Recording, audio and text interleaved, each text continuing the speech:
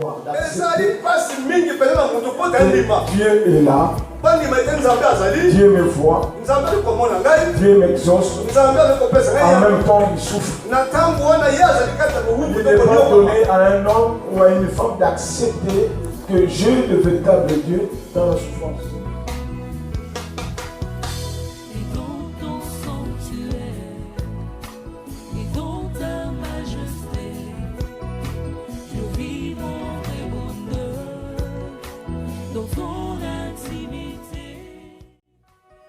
Vous devez comprendre une chose que nous répétons de temps en temps enseigner.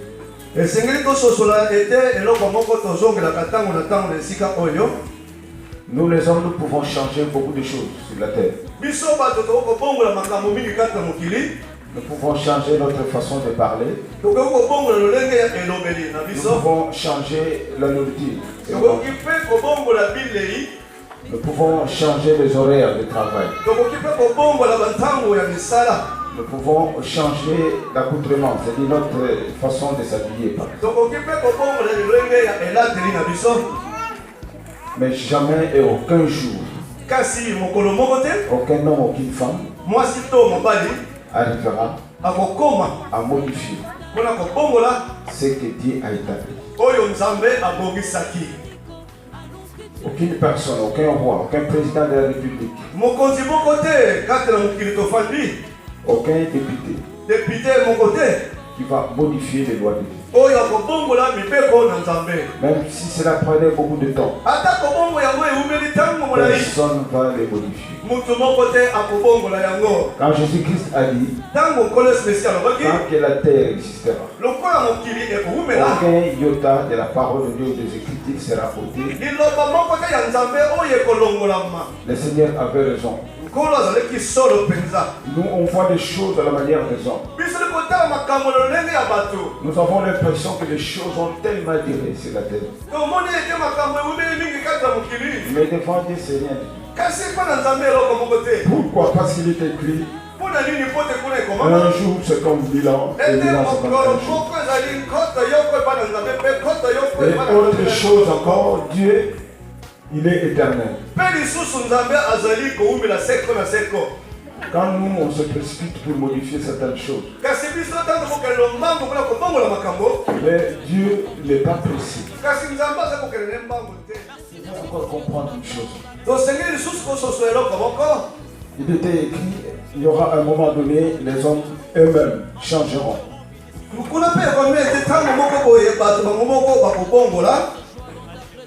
Nous connaissons des textes dans les épîtres qui nous disent qu'il y aura un temps où les hommes deviendront ceci, deviendront ça, amis de l'argent, fanfarons, disciplinés.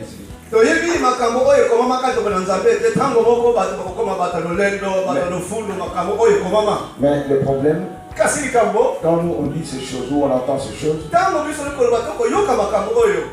on ne fait pas attention. Quand on parle de la méditation, la méditation n'est rien d'autre, c'est d'examiner, approfondir ce que dit la parole de Dieu. Alors la personne qui médite cette parole doit commencer à se poser des questions par rapport à lui-même vis-à-vis de la parole.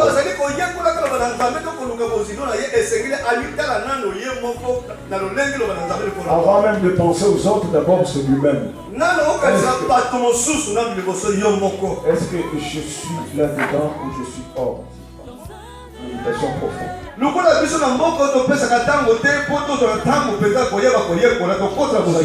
Ça devient difficile de comprendre qu'est-ce que Dieu dit réellement.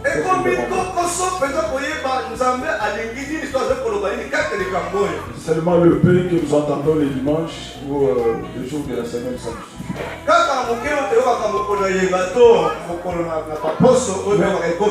Mais n'oublie pas, il est écrit, l'homme ne vivra pas seulement du pain. Et aussi la parole de Dieu. Donc les deux choses nous en avons besoin, le pain et la parole. Et chacun sait pourquoi il mange et pourquoi il écoute la parole de Dieu. L'histoire que nous venons de dire doit nous interpeller de temps en temps. Ça ne servirait à rien de reprendre l'histoire d'Israël ou soit des Hébreux en Égypte. Ce sont des grands textes qu'il faut développer beaucoup d'enseignements, mais nous rappelons tout simplement, nous savons et nous connaissons qu'il y a eu un peuple. Qui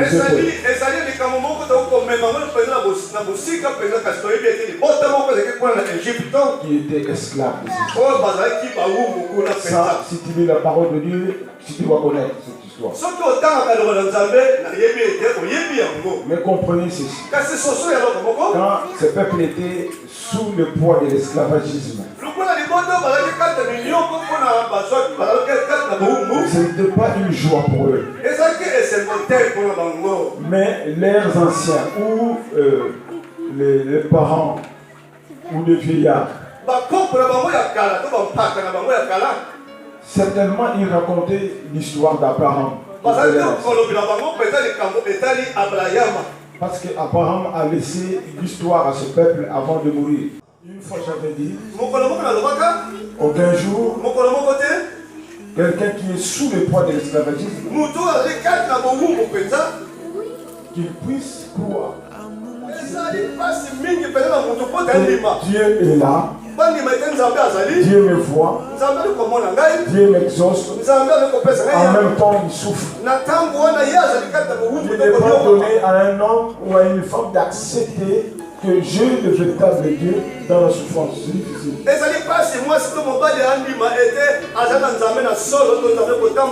Sinon, les gens te demanderont où se trouve ton Dieu. Où se trouve ton Dieu maintenant que tu souffres. Où se trouve ton Dieu maintenant que tu es dans la misère. Et pourtant, pour les Hébreux, Dieu voyait ces choses. Et il dit dans ce texte que je suis avec eux. Bien que le corps souffre, malgré le tourment, mais je suis avec eux. Mais ce que je vous dis cet après-midi que nous puissions partager ensemble, c'est cette phrase. Ce que Dieu dit, je vais marquer, je vais montrer, je vais faire remarquer la distinction entre ton peuple et toi, Pharaon, et mon peuple. Et le peuple de Dieu, c'est ce peuple qui souffrait. C'est le peuple qui était maltraité. Et maintenant Dieu dit, je vais faire la distinction. Et c'est comme ça qu'il a commencé à jeter des fléaux ou des plaies. Si vous avez déjà médité le texte, toutes les punitions ou les sanctions que les Égyptiens ont connues, Dieu a frappé que les idoles, les Égyptiens. C'était le Dieu pour les Égyptiens. Il y en avait 10. Ça a commencé par des serpents. Nous savons que les serpents, il a avalé les serpents de Or que Pharaon lui-même, il portait sur sa tête des signes de cobra.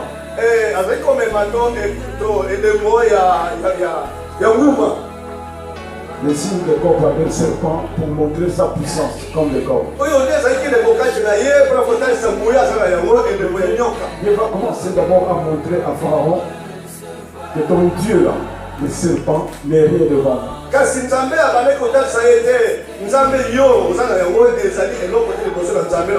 Après le serpent, c'était le Nil. Le Nil, le fleuve Nil, qui s'est transformé en sang. Or, en Égypte, le Nil était vénéré. Il partait faire un culte pour se faire. Comme dans le désert, ils n'ont pas assez de forêt, le Nil pour eux, c'était la vie.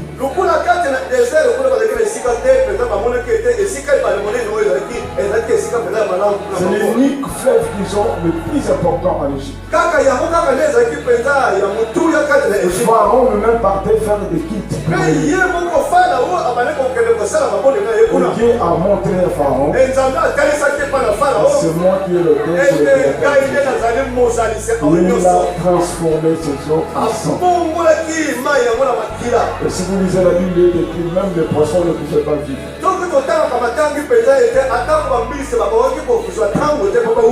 Et Dieu a progressé avec des sanctions.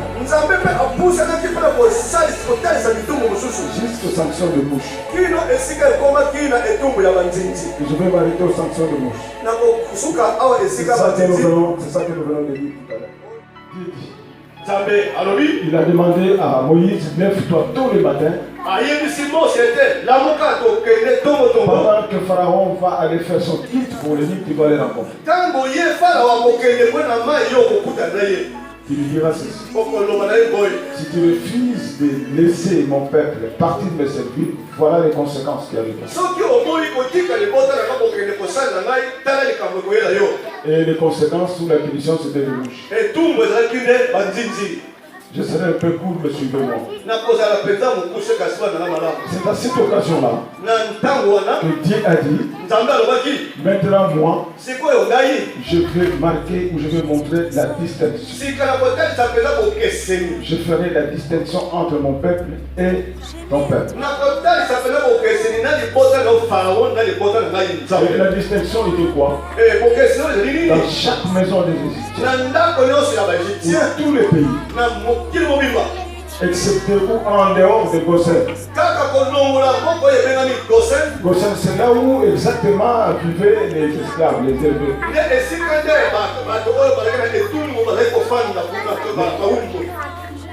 C'est là où les esclaves hébreux vivaient. À part Goshen, c'était la région ou l'endroit où étaient les Hébreux. Le reste de l'Égypte sera envahi de mouches. Et on précise de mouches venimeuses.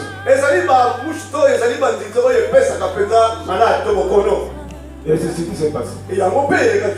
C'était insupportable pour Pharaon, pour ses serviteurs et les autres.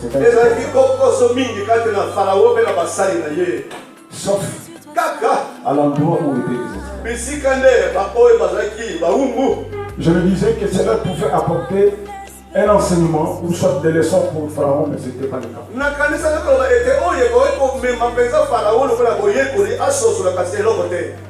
S'il y a un thème que tu vas écrire dans tes notes, tu dois apprendre à te séparer. C'est-à-dire éviter le mélange. Tu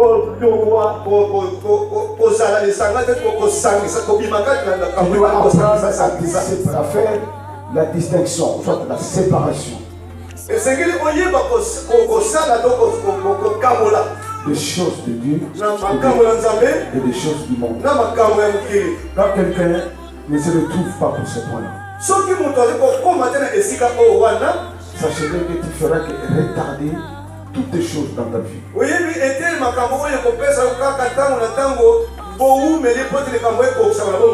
Tu risques de croire que Dieu n'est pas à l'œuvre pour toi. Tu dois apprendre à distinguer les choses spirituelles et les choses charnelles.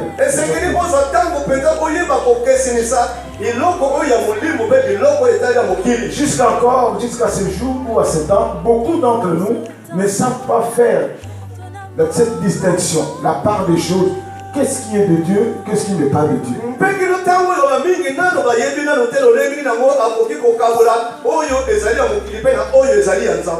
D'autres personnes sont conduites par ce que les autres font. Parce que tout le monde le fait. Moi aussi je l'ai fait. Une fois j'ai fait des remarques à quelqu'un. Tout de suite la personne a réagi. Mais c'est tout le monde qui le fait. Ce n'est pas parce que tout le monde le fait. Mais cela est accepté par Dieu. Toi, tu dois reconnaître que tu es une personne mise à part, un peuple de Dieu.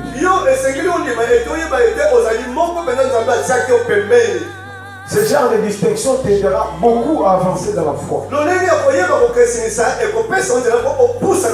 Dieu lui-même a souligné, il a dit à Pharaon, je vais faire la distinction entre ton peuple et mon peuple. Mais qui était le peuple de Pharaon? C'était les Égyptiens. Qu'est-ce qui s'est passé dans la vie de ce peuple des Égyptiens? Ils avaient un style de vie, une façon de vivre que Dieu n'aimait pas. Le premier point, ils étaient tellement idolâtres. Parce qu'en Égypte, du temps des pharaons, il y avait plusieurs dieux. Beaucoup de choses étaient venues. Et c'est pour cela que Dieu a frappé d'abord le Dieu qui était venu. Quand il avait détruit les vaches égyptiennes, en Égypte on vénérait les vaches.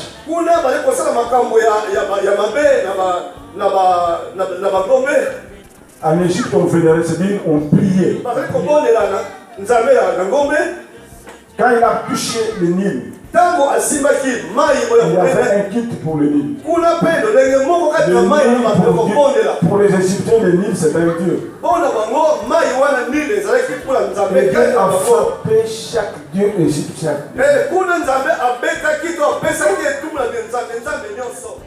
Une personne en bonne santé n'a pas besoin d'aller à l'hôpital. Une fois malade, même si c'est un paresseux, je crois qu'il va se réveiller pour aller chercher le docteur. Dieu a avancé avec ce fléau. Et d'abord, les sanctions ou les punitions qu'il proposait étaient en dehors du corps.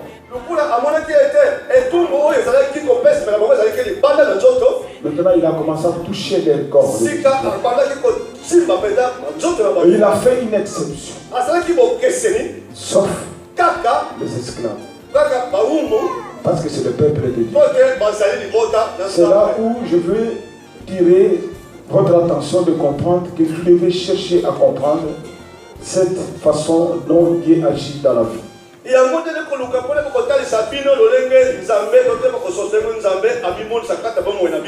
J'ai essayé de survoler cette introduction pour comprendre de quoi nous allons parler.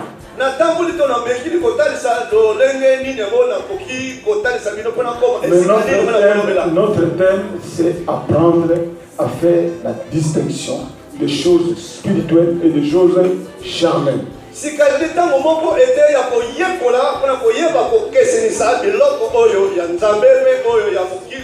Pour certaines personnes, ils n'arrivent pas à faire cette distinction.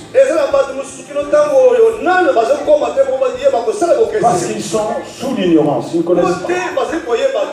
Pour d'autres, ils savent. Mais ils le font pour faire plaisir à leur corps. Ils savent que ça c'est un mal. Mais il le fait quand même. Uniquement pour donner plaisir à son corps. Certaines personnes, parce que tout le monde le fait, comme je l'ai dit, et il est entraîné dans cette masse-là. Et pourtant ce sont des choses que Dieu refuse. Mais comment découvrir et comprendre des choses de Dieu et des choses du monde? C'est pour cette raison d'ailleurs que nous venons enseigner les dimanches ou les autres jours, afin que tu sois capable à faire cette séparation. Pour un Français ou un novice ou un païen du dehors qui ne connaît rien de la parole de Dieu, par exemple, il ne sait pas, par exemple, refuser d'aider quelqu'un en difficulté. Pour un Français, celui qui n'est pas dans la parole de Dieu, c'est normal. Il n'est pas obligé d'aider un inconnu ou un étranger. Il ne se fait pas de reproches. C'est normal. S'il disait à quelqu'un, voilà, quelqu'un m'a fait des reproches parce que je n'ai pas aidé l'autre, il me prendra pour un fou. Si on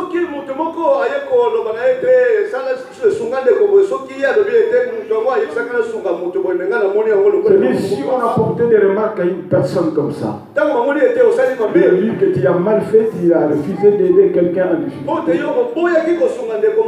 personne ne va pas nous comprendre. Il vous dira, mais quel est le mal que j'ai fait? Je ne le connais même pas. Pourquoi je dois l'aider? Pour lui, c'est normal. Il est dans l'ignorance. Mais devant Dieu, ce n'est pas bien. Nous connaissons la parole de Dieu, on sait que ce n'est pas bon. Est-ce que tu me suis un peu? Mais il y a un groupe de personnes qui sont enseignées, qui connaissent ces choses-là, et qui ne le font pas. Et ça, c'est un mal encore. Ça fait 2 fois mal. Alléluia. Amen. Il y a des traditions que les hommes gardent encore aujourd'hui, que Dieu refuse.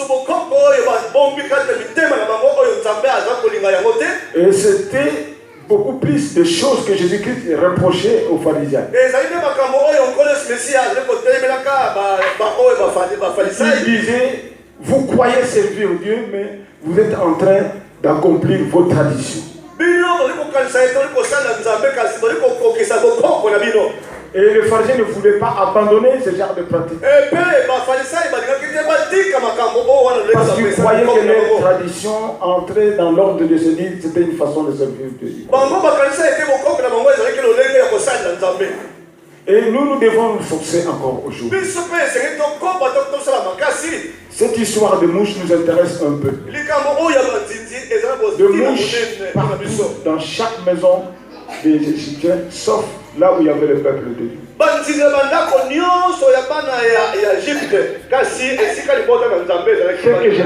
Ce que je sais, même en Afrique, personne n'accepte les mouches. Parce que nous savons que les mouches, leur rôle très souvent, on les retrouve dans un endroit sale. Et quand on expose une viande ou un poisson, et si les mouches commencent à se poser dessus, quelques temps après, c'est la pourriture. Donc l'aliment devient sale à consommer. Personne n'accepte les mouches. C'est-à-dire qu'on cherche à les éviter. Parce qu'ils vont pourrir soit notre alimentation, soit l'eau qu'on boit. Et ce sont des porteurs de beaucoup de microbes. Alors nous ne pouvons pas accepter de vivre avec ce genre de choses. C'est la punition que Dieu a choisie pour montrer, pour marquer la différence entre son peuple et le peuple.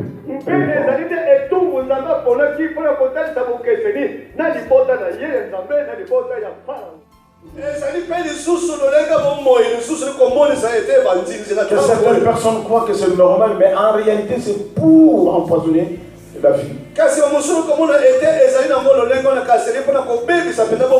Mais par contre, Dieu lui-même a refusé que son peuple soit victime de mouches. Donc Dieu ne veut pas que son peuple puisse avoir une sorte de vie qui sera affectée par des choses naturelles.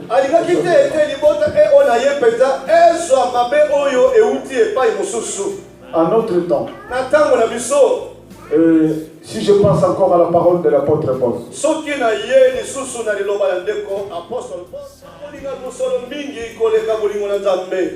quand l'apôtre Paul écrivait ces choses, il y avait sur la terre ni avion ni voiture. Il n'y avait pas toutes ces choses que nous vivons aujourd'hui. Déjà, lui a parlé de ces choses.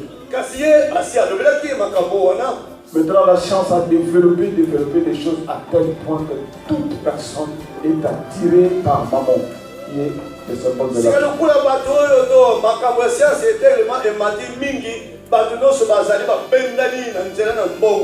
À tel point que beaucoup de personnes, ils ont fait de l'argent leur Dieu. Surtout ici en Europe. Même s'ils n'ont pas des salles pour aller faire des cultes, mais dans leur cœur, l'argent c'est leur.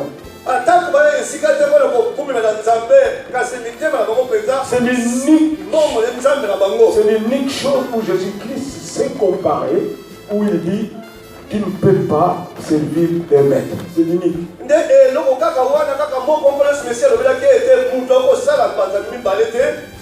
Imagine-toi, le Seigneur dit 2 maîtres. Il parle du maître oui et l'autre maître l'argent. Donc certaines personnes vont élever cet argent à un certain niveau de maître. Comme parce qu'il est encore écrit que l'homme a toujours son cœur attaché là où il y a sa richesse. Mais tu dois faire très attention. Méditer la parole de Dieu. Suivez les enseignements que tu reçois, afin que tu sois capable de distinguer les choses de Dieu et les choses des hommes.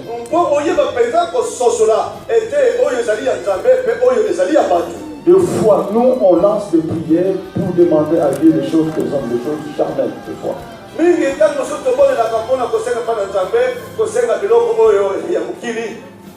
On ne sait pas les raisons. Le peuple d'Israël a décidé de marquer la distinction. Et aussi ne savait pas le pouvoir des choses qui arrivaient. Pendant que l'autre peuple souffrait de mouches et ils étaient tranquilles. Il n'était pas un peu curieux de savoir pourquoi je disais il n'y a pas de mouches sauf chez nous.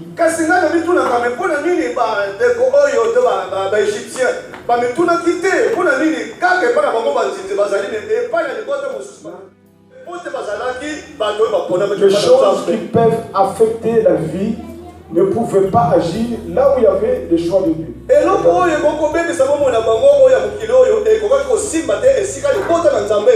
Nous aussi aujourd'hui nous sommes le choix de Dieu. À cause de Jésus-Christ. Et nous avons reçu comme étant sauveur aussi. Dieu ne va pas permettre ce qui affecte notre vie soit chez nous. N'acceptez pas tout élément qui vient affecter votre vie. La vie dont je parle ici, ce n'est pas la vie et respiration, la vie santé. Je parle de la vie de la foi. La foi.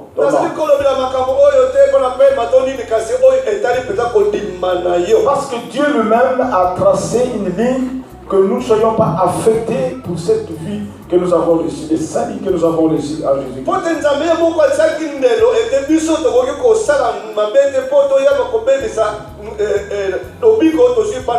Si tu es père de famille ou mère de famille, toutes les choses que toi tu connais peuvent affecter ta foi, n'accepte pas chez toi.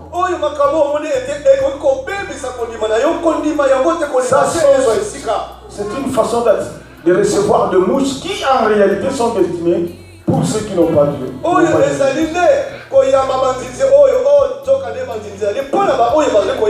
Si tu es un responsable, tu es le choix de Dieu, tu es le peuple de Dieu, n'accepte pas que le mouche y ait une sorte de représentation des choses qui affectent.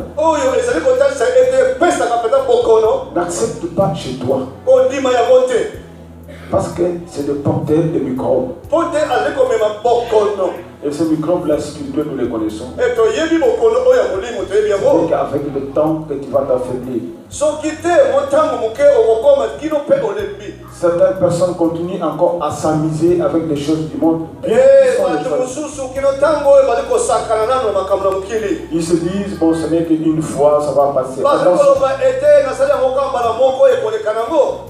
Le mouche est un signe de malédiction.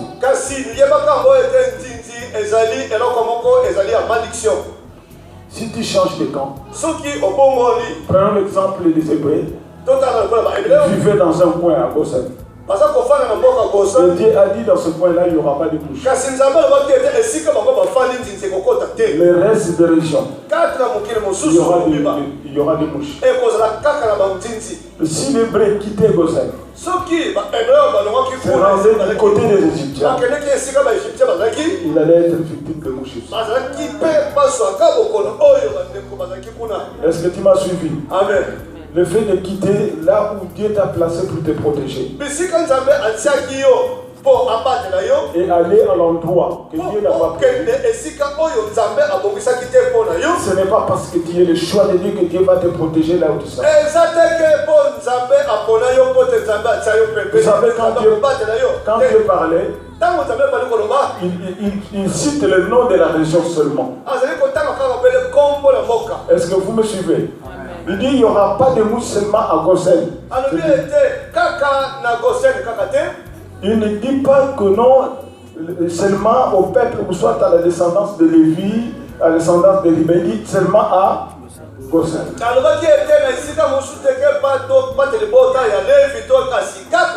Alors la personne qui ne fait pas de mouches doit rester à Gosen. Alors s'il change de place, il sera victime. Or l'Égypte représente le monde. Ils étaient en Égypte. Gosen c'est en Égypte. Mais l'endroit, l'unique endroit où il y avait le peuple de Dieu, c'est là où il y avait la main de Dieu. L'Église encore aujourd'hui est dans le monde. Si l'Égypte représente le monde, nous sommes une église, c'est notre Gosen. Mais nous sommes dans le monde. Et chaque fois que nous allons faire un mouvement, quittant notre Gosen qui est l'église pour aller du côté de Pharaon, tu seras affecté. Non pas seulement toi, tout ce qui est à toi sera affecté. Quand les mouches envahissent un endroit, ce n'est pas seulement les aliments qui vont affecter, même les vivants. Les vivants, les êtres vivants.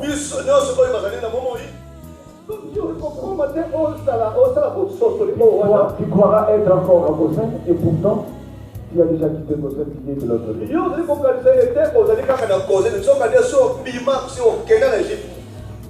Tu es hébreu mais tu es de l'autre côté. Tu es du côté où Dieu a jeté la malédiction.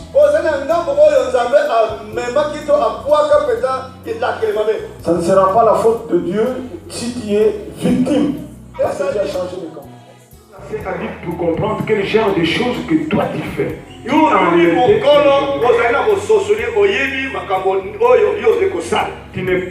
ne vas pas bénéficier de la protection de Dieu. Parce que toi-même, tu es incapable de marquer la distinction de ces choses. Comment Dieu peut parler à Pharaon? Maintenant, je vais marquer la distinction. Rien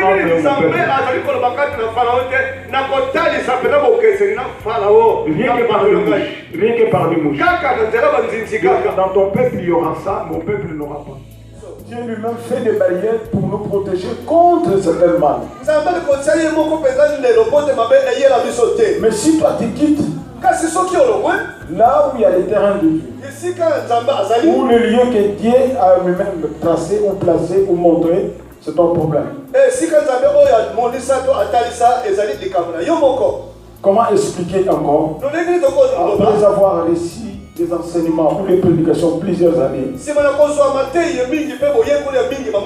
que tu sois incapable de distinguer ce qui est de Dieu et ce qui est des hommes.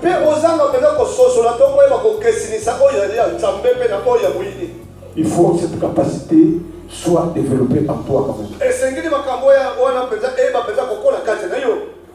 Si tu es encore dans l'ignorance, cherche l'enseignement, médite la parole de Dieu et tu sauras.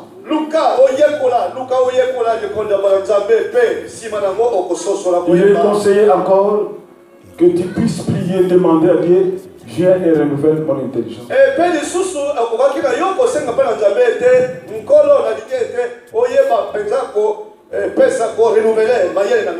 la Bible ajoute, pourquoi ton intelligence sera renouvelée? Afin que tu sois capable de connaître la volonté de Dieu. Si ton intelligence n'est pas renouvelée, tu ne seras pas capable de connaître la volonté de Dieu.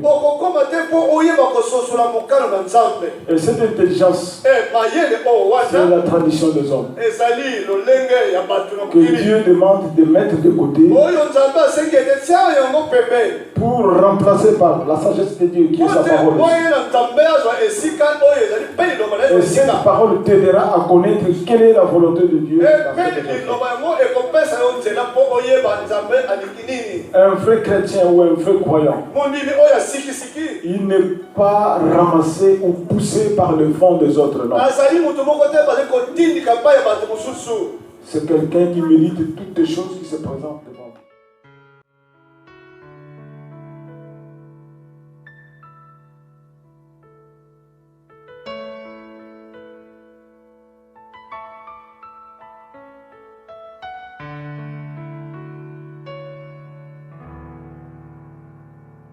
Je veux élever ma voix, je veux chanter.